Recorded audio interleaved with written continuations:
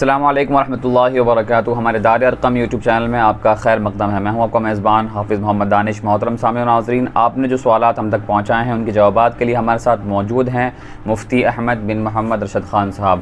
جی مفتی صاحب، ایک خاتون کا سوال ہے، ہمارے خاندان میں آپس میں دشمنیاں ہیں اور لڑائی ہوتی رہتی ہے، اس سے چھٹکارے کے لیے کوئی دعا ہو تو ضرور بتلائیں۔ عام طور پر جھگڑوں کی وجہ اور خانگی لڑائیوں کی وجہ وہ آپس میں ایک دوسرے کے حقوق کی ادائیگی کا اہتمام نہ کرنا ہے۔ ہر آدمی کا یہ تقاضا اور چاہت ہے کہ میرے سارے حقوق پورے ہوتے رہیں لیکن میں کسی کا حق ادا نہ کروں یا دوسروں کے حقوق کی ادائیگی میں کوتاہی اور حق تلفی کروں۔ اس سے آپس میں فتنے فساد جنم لیتے ہیں، جس کی وجہ سے رنجشیں اور آپس میں اختلافات بڑھتے رہتے ہیں۔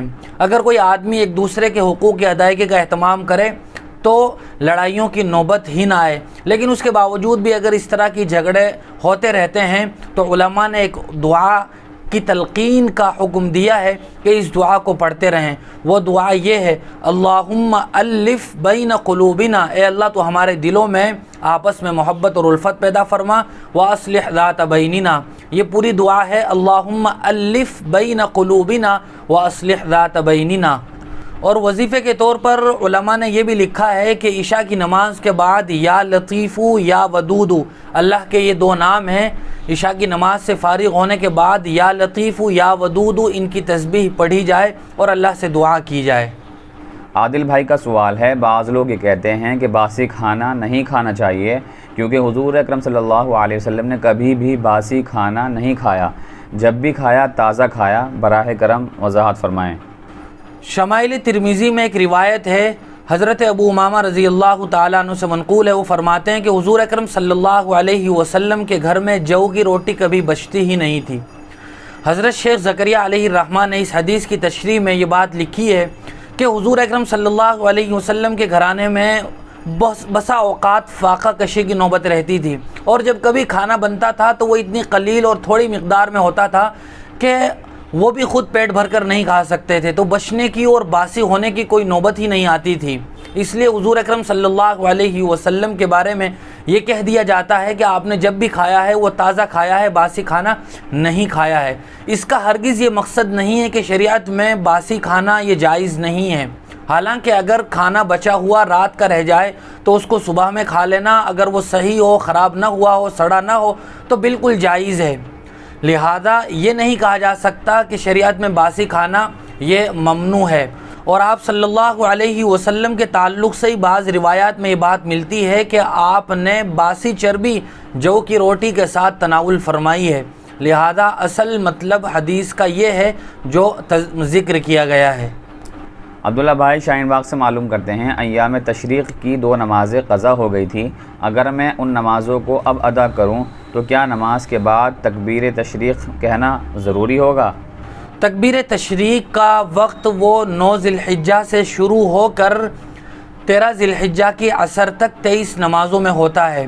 ان دنوں میں اگر ہم نمازیں ادا کر رہے ہیں یا یہ کہ انہی دنوں میں کوئی نماز قضا کر رہے ہیں جو انہی دن کی قضا شدہ نماز ہے تو پھر تکبیر تشریق پڑھی جائے گی، لیکن ان دنوں کے علاوہ پہلے کسی وقت کے ان دنوں میں ہم قضا نماز پڑھ رہے ہیں تو اس نماز کے بعد تکبیر تشریق نہیں پڑھی جائے گی، یا ان دنوں کی کوئی نماز قضا ہو گئی ہے اور ان دنوں کے گزرنے کے بعد اس نماز کی قضا کی جا رہی ہے تب بھی وہ تکبیر تشریق نہیں پڑھی جائے گی، چونکہ تکبیر تشریق کے لیے وہی وقت ہے جو ذکر کیا گیا، یعنی 9 ذی الحجہ کی فجر سے لے کر 13 ذی الحجہ کی عصر تک۔ کامران بھائی بہار سے معلوم کرتے ہیں، کیا ہم تہجد کی نفلوں میں دوسرے نوافل کی نیت کر سکتے ہیں یا نہیں؟ نوافل میں اس بات کی گنجائش ہے کہ ایک نفل میں دوسری بھی نیت کر لی جائے۔ مثال کے طور پر اگر ہم صلاۃ التوبہ کی نماز پڑھ رہے ہیں تو اس میں صلاۃ الحاجت کی نیت بھی ہم کر سکتے ہیں۔ اسی طرح ہم تحیۃ الوضو پڑھ رہے ہیں تو اس میں ہم صلاۃ التوبہ کی بھی نیت کر سکتے ہیں۔ البتہ جو مختلف سبب نمازیں ہیں جیسے اشراق ہے، چاشت ہے، تراویح ہے، تہجد ہے، ان نمازوں میں ہم ایک دوسرے کی نیت نہیں کر سکتے ہیں۔ مثال کے طور پر میں اشراق کی نماز پڑھتے ہوئے تہجد کی نیت کروں تو یہ درست نہیں ہے۔ ہاں البتہ اشراق کی نماز میں صلاۃ الحاجت کی یا صلاۃ التوبہ کی نیت کر سکتا ہوں۔ محمد بلال جموں سے معلوم کرتے ہیں الصدق ینجی والکذب یہلک، کیا یہ حدیث ہے؟ اگر ہے تو حوالہ کیا ہے؟ اس کی وضاحت فرمائیں۔ الصدق ینجی والکذب یہلک، عام طور سے یہ جملہ بولا جاتا ہے اور حدیث کے عنوان سے بولا جاتا ہے۔